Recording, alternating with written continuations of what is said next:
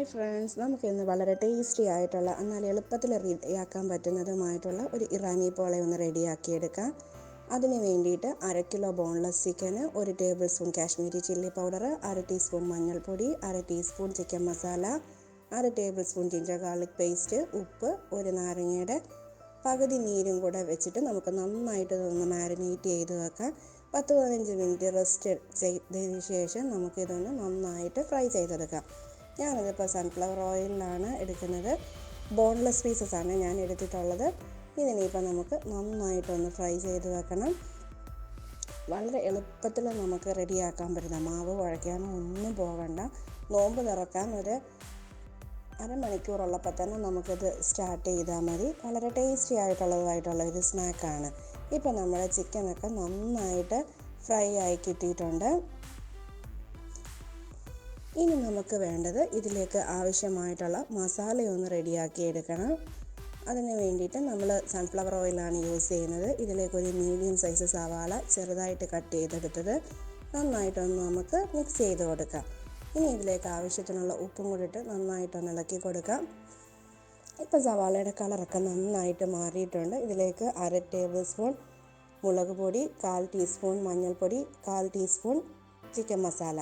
ഇനി ഇതിലേക്ക് നമ്മൾ നേരത്തെ ഫ്രൈ ആക്കി വെച്ച ചിക്കനൊക്കെ ഒന്ന് ചെറിയ പീസുകളാക്കി ഇട്ട് കൊടുത്തിട്ടുണ്ട്. ഇതെല്ലാം കൂടെ നമുക്ക് നന്നായിട്ടൊന്ന് ഇളക്കിയെടുക്കാം. ഇനി ഇതിലേക്ക് ഇത്തിരി മല്ലിയിലയും കൂടെ ചേർത്തിട്ട് ഒന്നും കൂടെ ഒന്ന് മിക്സ് ചെയ്ത് കഴിഞ്ഞാൽ നമ്മുടെ ഫില്ലിങ് റെഡി.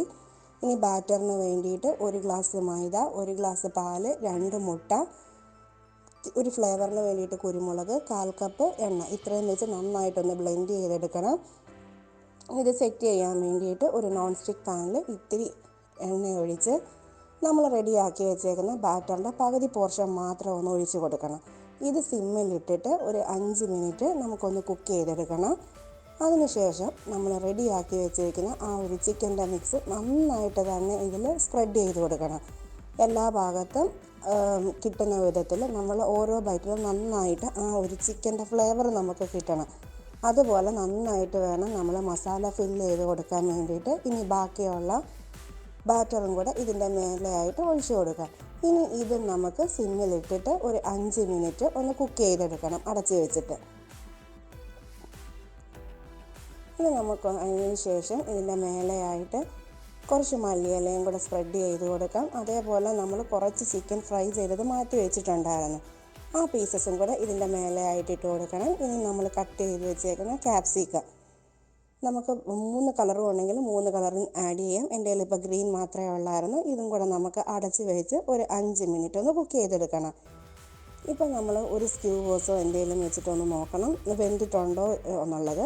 ഇനി നമുക്ക് ഒരു 3-4 മിനിറ്റും കൂടെ സിമ്മിലിട്ടിട്ട് ഒന്ന് കുക്ക് ചെയ്തെടുക്കാം. ഇപ്പം നമ്മുടെ പോള ഏകദേശം സെറ്റായിട്ടുണ്ട് ഒരു സൈഡ്. ഇനിയിപ്പം നമുക്ക് വേറൊരു പാൻ എടുത്ത് അതിലേക്ക് ഇത് ഫ്ലിപ്പ് ചെയ്തിട്ട് മുകൾ ഭാഗവും കൂടെ നന്നായിട്ടൊന്ന് കുക്ക് ചെയ്തെടുക്കണം. ഇത് നമുക്ക് ചെറിയ തീയിൽ സിമ്മിലിട്ടിട്ട് മതി. ഇപ്പം നമ്മുടെ പോള റെഡി ആയിട്ടുണ്ട്. ഇനി നമുക്ക് പോളയെ സെർവിങ് പ്ലേറ്റിലേക്ക് മാറ്റാം. അപ്പോൾ നിങ്ങളെല്ലാവരും ഈ ഒരു നോമ്പ് തുറയ്ക്ക് ഈ ഒരു ഇറാനി പോള തയ്യാറാക്കി നോക്കണം. തയ്യാറാക്കിയിട്ട് നിങ്ങളുടെ എല്ലാം ഫീഡ്ബാക്ക് പറയണം. പിന്നെ എൻ്റെ ചാനൽ സബ്സ്ക്രൈബ് ചെയ്യാതെ കാണുന്നവരൊക്കെ ഒന്ന് സബ്സ്ക്രൈബ് ചെയ്യണേ. Signing off, awesome chef.